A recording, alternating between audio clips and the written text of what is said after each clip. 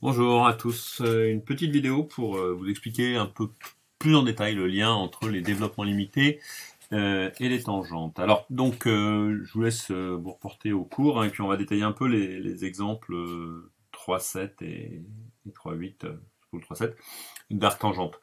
On suppose qu'on a une fonction qui admet en un point A un développement limité qui est de la forme f de x égale donc a0 plus a1 facteur de x moins a plus ap x moins a à la puissance p plus un petit o devant x moins a à la puissance p. Alors, ceci, hein, c'est équivalent à regarder ce qui se passe au voisinage de 0 avec un t qui tend vers 0.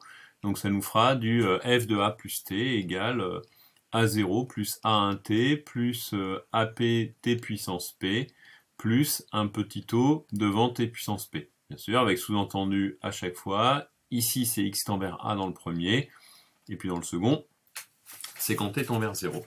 Alors, qu'est-ce que ce terme ici en AP, et à quoi correspond-il? Eh bien en fait ce terme en AP, on va lui mettre deux conditions. On va supposer que AP n'est pas nul, et puis que quel que soit K appartenant à l'intervalle entier de P-1, AK est nul. D'accord? Donc AP, c'est le premier terme non nul du développement limité, après, bien sûr, les termes en A0 et en A1, c'est-à-dire les termes linéaires. D'accord? Alors, revenons à ce qui se passe une fois qu'on a regardé toute cette hypothèse-là. Donc, j'efface mes quelques cribouilles en plus. Eh bien, ce qu'on obtient, c'est que d'une part, ici, on trouve la tangente. La tangente, c'est quoi? Ça veut dire que c'est la courbe la droite, pardon, qui approche le mieux la courbe au voisinage de notre point A. D'accord? Donc en particulier, on aura la condition que f de x moins a0 plus a1 x moins a, le tout, c'est un petit o devant x moins a. C'est-à-dire qu'il n'y a pas de droite qui approxime mieux, d'accord, la courbe que celle-ci. Alors, lorsqu'on a ça, ça nous donne donc l'équation de la tangente qu'on peut calculer directement en chaque point, à condition d'avoir le développement limité. Mais on a plus que ceci, puisqu'on a en fait le signe. Donc le signe, c'est quoi? C'est dire que je reprends le même, f de a0 moins ap x moins a, ceci. On sait que c'est équivalent. Ça, c'est parce que j'ai la condition AP différent de 0. Donc c'est équivalent à AP x moins a à la puissance p. Bien sûr, lorsque x tend vers a. Donc on va pouvoir s'intéresser ensuite au signe de cette expression ici. D'accord? Donc il y a deux termes dans le signe. Il y a le signe de AP. On sait que c'est non nul, donc ça peut être positif, négatif.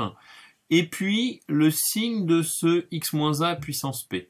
Alors le signe de ce x-a puissance p, lui, va dépendre que du fait que x est plus grand que a ou plus petit que a.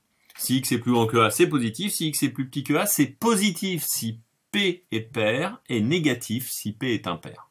D'accord? Ce qui nous donne deux possibilités et qui va nous donner des façons différentes d'appréhender nos courbes. Alors, si je vous trace un dessin, bien sûr très grossier et assez mal fait, vous avez l'habitude, hein, ça ressemble à mes dessins au tableau.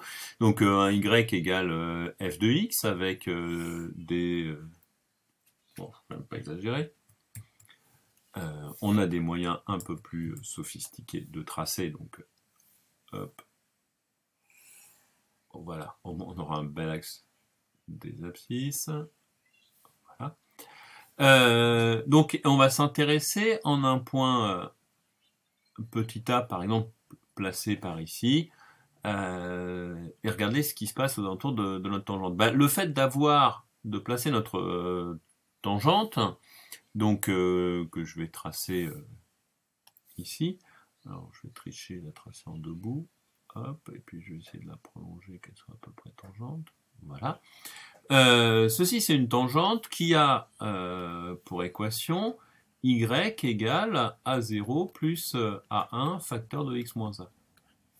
Bon ben ici on est dans une configuration où l'on va pouvoir étudier le signe entre les deux, probablement A2 était positif évidemment, et donc on va supposer qu'on est dans le cas suivant, donc A2 n'est pas nul, qui est la configuration la plus standard, A2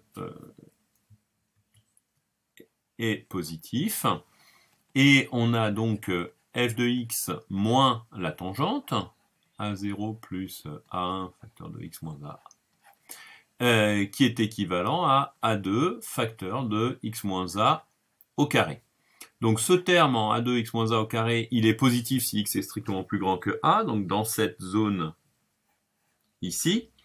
Il est négatif si il est positif pardon si x est aussi plus petit que A, donc dans cette zone-là. Donc finalement, qu'on soit avant A ou après A, la courbe est toujours au-dessus de la tangente, d'accord?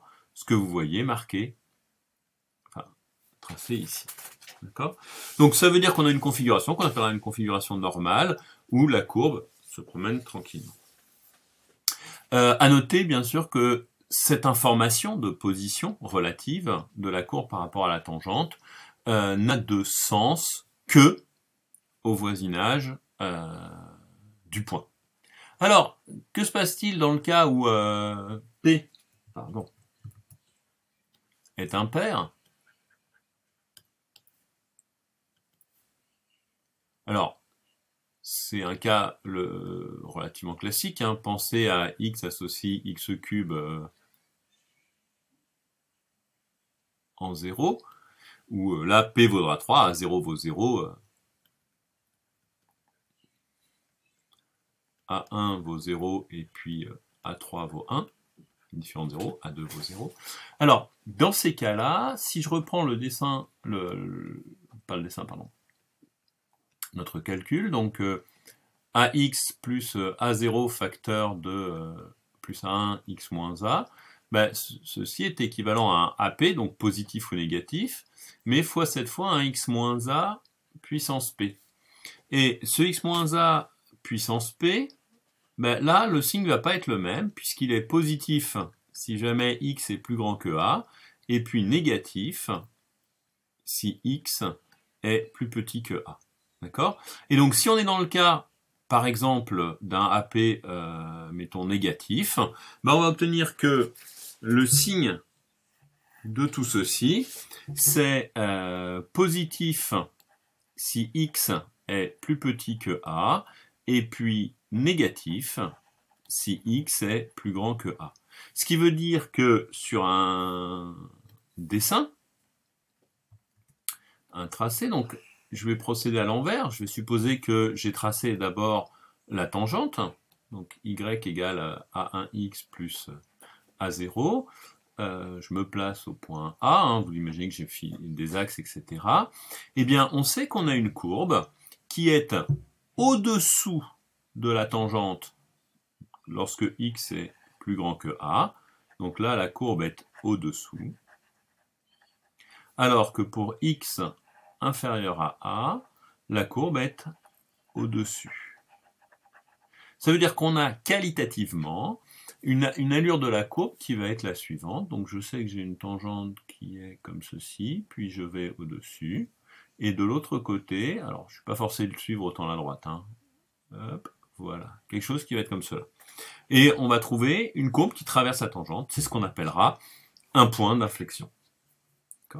Donc quelques illustrations avec la fonction arctangente. Donc ici je vais tracer, très beau n'est-ce pas, avec Matplotlib, hein, tout bêtement, la fonction arctangente entre moins 1 et 3, puisque on s'intéresse en fait à la valeur en 1, d'accord, qui va être par ici.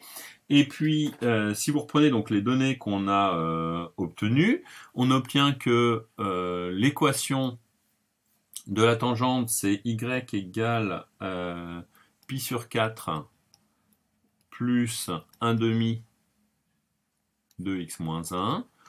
Et on a que arctangente x, donc f de x, moins... excusez-moi, je vais le réécrire. Donc on a que arctangente x moins pi sur 4 plus 1 demi de x moins 1 est équivalent à moins x moins 1 au carré sur 4.